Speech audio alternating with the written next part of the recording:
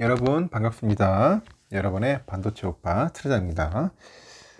금요일이에요. 불타는 금요일 6시 땡 하면은 시작하는 겁니다. 어떻게 편안하게 잘 주무셨는지 모르겠어요. 비가 많이 와가지고 뭐 천둥 번개 치고 하다 보니까 뭐 잠에서 깨한 분도 있을 테고 빗소리 때문에 또 시끄럽다고 이리저리 뒤척이면서 밤을 새운 분도 있는 것 같더라고요. 반면에 또 아주 뭐 코 잘 골면서 주무신 분도 있으리라 봅니다. 근데 날이 더우니까 잠이 잘 안 와요. 보면 잠이 잘 안 오더라. 이 또 모기 한 마리 때문에 또 잠을 못 잘 때 있어. 모기 때문에 이 모기 소리가 윙윙거리니까 이게 또 신경이 예민한 사람들은 이 모기를 끝까지 잡아야 돼. 그놈의 모기 한 마리 잡는다고 생쇼를 하면서 잠을 못 잔 적도 있어요. 하여튼 또 하루가 시작됐으니까 또 화이팅 합시다. 우리가 서로 간에 이거 이 오해를 하더라고. 사람들끼리 이 오해를 하고 있으면은 어떻게든 그대로 두래. 오해는 그대로 둬라. 왜 그대로 둬야 할까?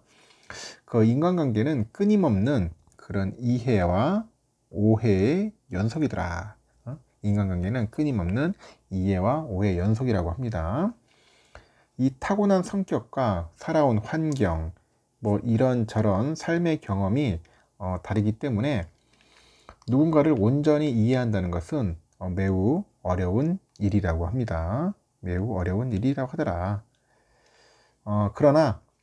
그러니까 누군가 나에 대해서 오해를 하면은 그 오해를 여러분 풀려고 너무 애쓰지 마세요. 나는 그것을 오해라고 생각을 하지만은 상대는 그것을 이해라고 생각한다.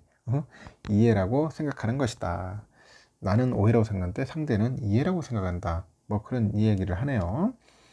그 사람이 나를 뭐 이해했든 뭐 오해했든 간에 중요한 건 뭐냐? 그 사람이 나에 대해서 어떠한 태도를 가지고 있느냐는 거야. 어떠한 태도를 가지고 있느냐. 그게 중요하다는 거죠. 그가 나를 아끼는 사람이라면은 그 오해는 저절로 풀릴 겁니다. 저절로 풀릴 거고, 그가 나를 싫어하는 사람이라면은 내가 그 오해를 풀려고 할수록 나를 더욱 싫어하게 될 뿐이라는 거죠.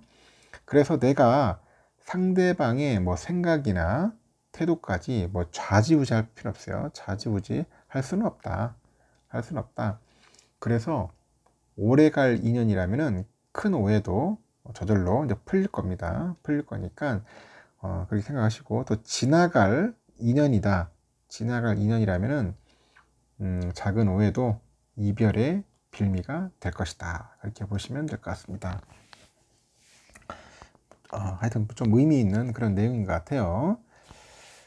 그러면 또 삼성에 대해서 한번 또 이야기를 하도록 할게요. 삼성전자 여러분 많이 사랑해 주시고, 뭐 한번 믿고 가면 가는 거고, 아니다 싶으면 빨리 포기하세요, 여러분. 빨리 포기하셔야 합니다. 괜히 뭐 쭈물떡쭈물떡 그럴 필요 없어요. 아닌 것은 과감하게 포기하고 그냥 예금이나 뭐 적금, 아니면 여러분이 안전한 뭐 부동산에 하든지 그렇게 또 투자를 하시기 바랍니다. 이런 얘기가 있더라고요. 보니까 100만 원은 기본인데 가격이 너무 비싸다. 가격이 너무 비싸다. 이게 뭐냐? 이 삼성이 오는 26일 날 그 갤럭시 언팩 행사를 해요. 여기서 공개할 태블릿 PC 신제품이야. 갤럭시 탭 S9입니다. S9. 이게 100만 원이 기본이라는가 봐요. 어떤 시리즈의 가격이 재차 인상이 돼가지고 일반형 모델도 100만 원대에 달할 것 같다. 좀 비싸긴 비싸다. 100만 원대면은. 차라리 어떤 사람은 차라리 중국산 10만 원대 사지 않겠냐 하는 분도 있던데, 하여튼 삼성께 좀 갤럭시가 고급형이다 보니까 비싸긴 비싸요. 이 태블릿 시장에서 애플이 좀 절대 강자인데, 아이패드죠. 아이패드를 사지 누가 삼성 제품을 사겠냐? 뭐 이런 말이 나올 정도로 스마트폰, 아이폰보다도 태블릿, 아이패드의 그 시장 장악력이 의외로 높아요. 원자재 가격 상승, 그리고 사양 업그레이드 등으로 인해서 가격 인상이 불가피한 측면이 있어요. 하지만 삼성이 아이패드한테 크게 밀리고 있는 상황인데, 가격까지 너무 비싸지면은 이 판매에 악영향을 줄 수가 있단 말이야. 그렇죠? 외신들에 따르니까 삼성전자의 차세대 플래그십 태블릿인데 갤럭시 탭 S9 시리즈 그 소비자 가격이 인상이 된다고 합니다. 유럽에서는 갤럭시 탭 S9의 가격이 이전 모델보다 많게는 200유로 이상 인상이 돼요. 이렇게 큰 폭으로 오른 가격은 국내 출시 제품도 반영될 거로 보이고 있고, 앞서 삼성은 환율하고 원자재 가격 인상 등을 이유로 기존의 태블릿 제품군의 가격을 14만원에서 한 22만원 정도 이렇게 올리는 것 같습니다. 이때라서 갤럭시 탭 S8은 최소 사양 모델을 기준으로 84만 9,200원에서 99만 8,800원으로 올랐습니다. 이번에 유럽 출고가 인상을 고려하면은 갤럭시 탭 S9의 일반 모델 가격은 한 100만원을 웃돌지 않겠냐, 뭐 그렇게 보는 것 같습니다. 출시를 앞둔 갤럭시 탭 S9 시리즈 3종이 있는데 각각 11인치, 12.4인치, 14.6인치의 다이내믹 아몰레드 2X죠. 이 디스플레이를 탑재할 예정이라고 합니다. 전작까지 일반 모델에 비교적 저렴한 LCD 패널이 적용되었는데 차세대 시리즈에는 고성능 OLED가 들어간 것 같아요. OLED 이 디스플레이가 일괄 적용이 돼 가지고 일반 모델에서 가장 큰 폭의 가격 인상이 이루어지는 거죠. 배터리 역시 일반 모델은 전작보다 용량이 400mAh이 늘어난 8400이죠. 8400mAh를 탑재를 하고요. 플러스하고 울트라 모델은 전작과 같은 1090mAh, 11200mAh의 그 배터리를 탑재를 합니다. 무엇보다 아이패드를 따라잡기 위해서는 세계의 첫 방수, 방진 이런 기능이 적용됩니다. 태블릿 시장을 장악하고 있는 그 애플 아이패드의 경우에도 지금까지 방수 기능을 적용한 적이 없어요. 삼성이 첫 번째 사례다. 삼성은 IP67의 그 등급의 방수 방진 기능을 적용을 해요. 완전 방진하고 15cm에서 한 1m 정도 깊이의 물속에서 이 30분간 방수 기능을 지원하는 그런 능력을 의미합니다. 이 태블릿의 성능을 좌우하는 두뇌죠. 이 두뇌의 그 최고의 성능을 자랑하는 퀄컴 스냅드래곤 8이 있어요. 2세대 칩을 탑재한 것으로 현재 전해졌다고 합니다. 한편 올 1분기 전세계 태블릿 시장에서 삼성의 점유율은 23.1%입니다. 23.1%.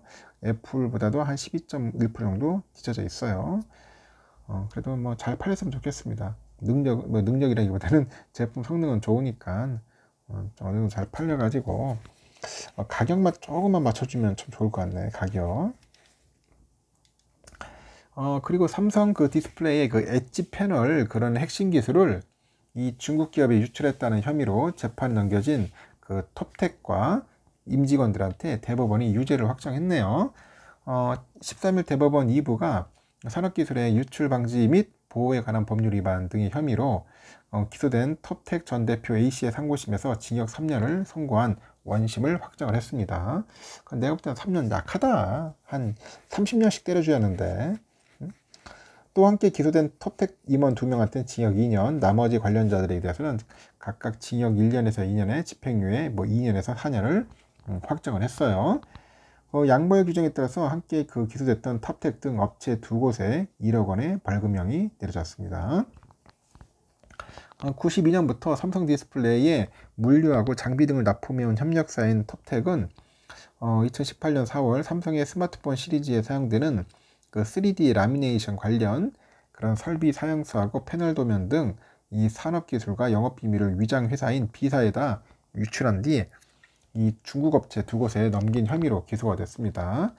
이 3D 라미네이션 기술은 모서리 끝부분이 휘어지는 그 디스플레이로 스마트폰 시리즈에 사용되는 엣지 패널의 핵심 기술이에요.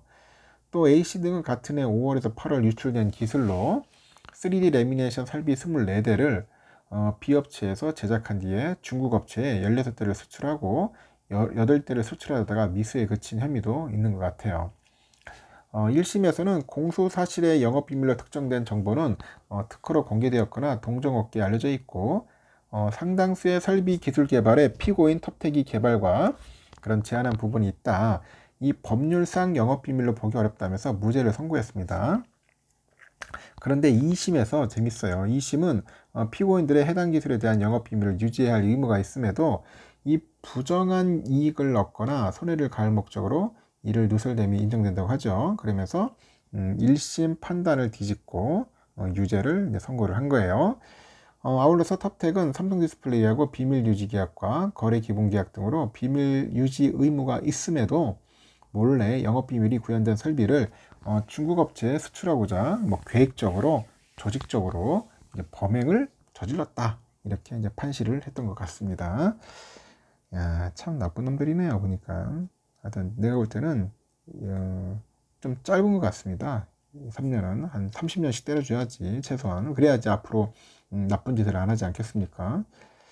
그런 부분에서는 조금 아쉬운 부분이 있네요. 그러니까 왜 그런지 모르겠네 진짜. 또 삼성이 그 차량용 인포테인먼트에 장착되는 그 최첨단 메모리 반도체에 그 양산에 착수를 했는데 이 저전력 고성능 제품을 앞세워 가지고 한 120조 원 정도 규모의 그 차량용 반도체 시장 선점에 나섰다는 분석인데, 삼성은 2025년까지 차량용 메모리 시장 1등에 오른다는 계획도 세웠어요. 삼성이 13일 차량용 인포테인먼트에 들어가는 차세대 메모리 256기가짜리 유니버셜 플래시 스토리지인데 3.1이에요. 이거 양산에 착수했다, 이렇게 발표를 합니다. 낸드 플래시 메모리 UFS는 스마트폰과 인포테인먼트에 들어가는 반도체예요. 주로 사진하고 영상을 저장하는 데 쓴다. 그 UFS 3.1은 앞세대 그 제품과 비교를 했을 때 소비 전력을 33% 줄였고, 소비 전력이 적은 만큼 전기차랑 뭐 자율주행차의 맞춤형 제품으로 평가를 됩니다. 삼성은 저장 용량 기준으로 128기가, 256기가 이렇게 물론이고요. 올 4분기에 512기가 제품도 양산할 계획입니다. 256기가 제품 물론이고 올 4분기에 512기가 제품도 양산할 계획이라고 하네요. 256기가 제품 기준으로 메모리 반도체에서 엔포테인먼트 화면에 뭐 사진과 영상 등 이 데이터를 불러오는 그런 속도가 초당 한 2000메가 정도 다른 것 같아요. 2000메가 정도 되는 것 같고, 메모리에 데이터를 저장하는 속도는 초당 700메가 정도 되는 것 같습니다. 그래서 이 제품은 차량용 반도체 품질 기준인 AEC-Q100 그레이드 2도 충족을 하는데, 영하 40도에서 영상 105도 범위에서 뭔가 안정적인 성능을 낸다고 하네요. 삼성은 UFS 3.1 제품을 글로벌 자동차 제조사와 부품업체에 공급할 방침이고, 지난해 선보인 첨단 운전자 보조 시스템 ADAS, 이 UFS 3.1 제품과 함께 차량용 반도체 시장 개척에 이제 나설 계획이에요. 그래서 삼성전자 메모리 사업부 그 상품 기획팀 상무가 그래요. 이번 차량용 UFS 3.1 제품은 ESG 경영이 부각되는 시대 차세대 메모리 트렌드에 부합하는 제품이다. 그 인포테인먼트에 특화된 제품을 적게 공급했다고 평가를 해요. 삼성은 2015년 차량용 메모리 시장에 진출을 했습니다. 2017년에는 업계 처음으로 차량용 UFS를 선보인 데 이어서 차량용 SSD하고 차량용 DRAM 신제품 등을 줄줄이 선보였어요. 그래가지고 고성능 메모리 제품을 앞세워서 지난해까지 매년 매출 최대치를 갈아치워버립니다. 또 삼성은 신제품을 줄줄이 출시해가지고 현재 차량용 메모리 시장 1등인 미국의 마이크론을 밀어내고 25년에 정상에 오른다는 목표를 갖고 있어요. 이처럼 역량을 쏟는 것은 차량용 메모리 성장 속도가 빠르기 때문이겠죠. 시장조사 업체에 따르면 세계 차량용 반도체 시장 규모가 22년에 한 80조 7천억 정도 되는데 26년에는 한 122조 한 2,100억 정도로 급증할 거라고 합니다. 이렇게 전기차나 자율주행차 도입이 늘다 보니까 차량 반도체 시장 규모도 커진 결과겠죠. 그 종전의 내연기관하고 자동차 한 대 내연기관이 자동차 한 대에 장착되는 그 반도체가 한 200에서 한 300개 정도 들어간다고 하죠. 근데 자율주행차는 한 1000개에서 2000개 정도 들어간답니다, 반도체가. 그 삼성은 2030년부터 차량용 반도체가 서버하고 모바일과 함께 그 3대 반도체 수요처로 자리 잡을 거로 현재 보고 있어요. 그 앞으로는 자율주행하고 ADAS하고 인포테인먼트하고 텔레매틱스 이런 쪽에 그 최적화한 메모리를 공급할 거라고 합니다. 그래서 고객 맞춤형 메모리 개발과 품질 관리로 시장 1위를 차지할 거다, 그런 이야기들도 있는 것 같아요.